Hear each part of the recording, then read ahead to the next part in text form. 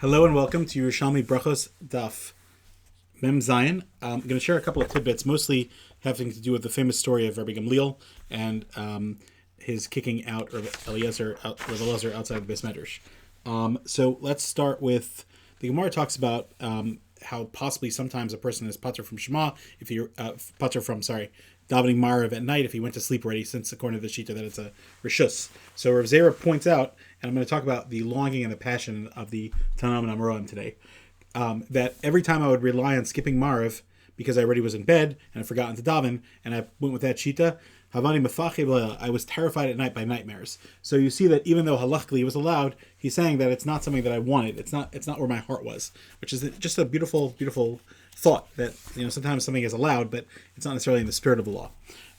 There's a famous Gemara that Rav Elazar ben Azariah was kicked out of the Beis Medrash by Rabbi Gamliel. Then Rabbi Gamliel was demoted for being mean to him or being extra harsh with him, etc. There's a lot of very interesting aras. Obviously, this appears in the Bavli as well in Berachos. To be noted of note is that in the Bavli it says that the Talmud that asked the question that triggered this whole story was Rav Rishon bar Yochai, and but it only says it at the end of the Gemara. Here in the Yerushalmi, it doesn't say it at all. And the Bavli is, I'll mention that in a second. One, the Bavli is in Berachos Chaf Ches Amud Aleph. And the Mefarshim, the Ben Yoyada, and others explain in the Bavli that the reason that it talks about that Talmud that triggered this whole story only at the end is because at the beginning it seemed like the Talmud caused this damage and this bad thing, but at the end it actually worked out because everybody made peace. For some reason the Yerushalmi leaves it out totally. Leaves out the fact that it was Rav Rishon bar Yochai. I'm not sure why. Even in the Yerushalmi story, it was resolved. I wonder what your ha'aras would be on that. But anyway, so while Rav Elazar ben Azariah is kicked out of the Beis Medrash, they passed over Rav Akiva and didn't give him the job. So Rav Akiva was upset. He was in pain. But he said, Lo shu ben Torah Yosher, the person that was appointed for me, I'm sorry, I misquoted the Gemara. Rabbi Gamliel was in a fight with Rabbi Yehoshua, and that's the one who he kicked out. Rav Elazar ben Azariah was one that took over temporarily, and then Rabbi Gamliel ended up splitting it back with him. Now Rav Elazar ben Azariah, according to the Bavli says that he was really only 18, and then he grew hair and grew gray hair, and he looked older. We talked about this earlier, that the Yerushalmi doesn't seem to think that story actually, when he said Harayani Kebenchim Shana, did not take place at this exact moment. According to the Yerushalmi, seemingly it took place actually when he was around 70. And we talked about that at length, had to reconcile the Gemara's.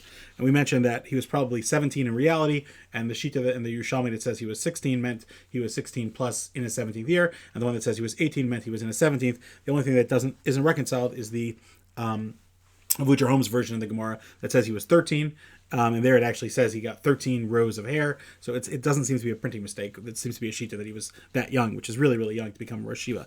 Anyway, so Rav Akiva was mitzvah, and Chazal, the Bavli explains that it's because, it basically says it here also, but Elishahu ben Gedolim Yosri Menu. It's because he didn't have the yichus, which the Mefarshim and the Bavli explained was that they were afraid that Rabbi Gamliel being upset at him that would cause Rabbi Akiva to be in pain. Remember, this is Rabbi Akiva spelled with a hey in the Yerushalmi and an aleph in the Bavli.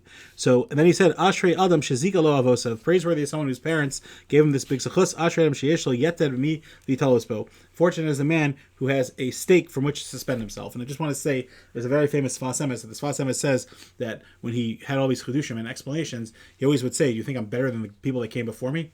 He said, "No, I'm standing on their shoulders. That's why I'm able to understand the Gemara better, because of what they did." Could you imagine? Look how hard Yerushalmi is without the Iker Rishonim on the page and without Rashi. Could you imagine, how much we understand in Torah? Hashem obviously is nisgala a lot to us in the later generations from Mashiach, but there's a tremendous amount that we have this yeted that we could stand on. That is our foundation. A very, very beautiful idea. So then. And what was the yeted that Rav Elazar ben Azariah had? He was a 10th generation from Ezra. So then Rabbi Gamliel does tshuva, and it's very interesting. He goes to apologize. Now it says halach lo Rabbi Gamliel etzel kol echad v'echad l'faiso v'beso. So the problem is that, wait a minute, did he go to Rabbi Yehoshua to apologize, or where else did he go? So the Yefei Mara, he says that, well, apparently when he talked harshly to Rabbi Yehoshua, he apparently talked harshly to many other people, and so therefore he went to apologize to them too, just to solve the problem. I was thinking a different shot. even though I think that has a lot of depth to it. It makes sense. I was thinking that he went to apologize to all the Talmidei Chachamim, that he subjected them to hear the criticism, meaning he was modal emes, that this is wrong. Now it's very interesting because Yehoshua, when he comes to Yeshua's house, Yehoshua was manufacturing needles, and Rabbi Gamliel says to him, "How do you support yourself like this?" So Yeshua's response is, "Woe to the generation that you're their leader, because you don't even know what's going on in their houses." He was living in wealth. And so you see that these were Mavakshe Emes. He wasn't trying to kiss up and apologize or make Rabbi Gamliel feel any better. Rabbi Gamliel came and he told Rabbi Gamliel what was on his mind. The last thing I want to leave off with is talking about the longing of the Tanam and Amram. Rabbi Lazar would be mispal. The Gemara says that Rabbi Pedasim and Rabbi Yaakov Bar Idi says that Rabbi Lazar would daven every day. And if you read through a text, I'm not going to read all of it, but he would say these beautiful words. He would say that the hatred of no man should enter my heart, and the jealousy of us should not enter the heart of any man as well. And one of the Teheto Rascha Malachtenu Kol Yimei Chayenu, beautiful words. Torah should be our malacha all the days of our lives. We shouldn't get distracted by parnasa.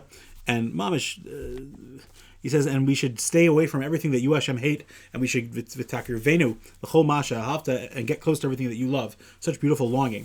And finally, Rav Yanai says that when you wake up in the morning, you should say Baruch Atah Hashem Mechai Hamesim. And then you should daven Ribbon Shalom Chatasi Lach Yehira Atzam L'Fanecha Hashem Elokai Shetiten Li Leiv Tov. It's amazing. It's a whole bracha. It's Ayin Sham. You'll see it. But please Hashem, give me a good heart. It's amazing. Look at the longing of Mavakshe Emes. Have a great day.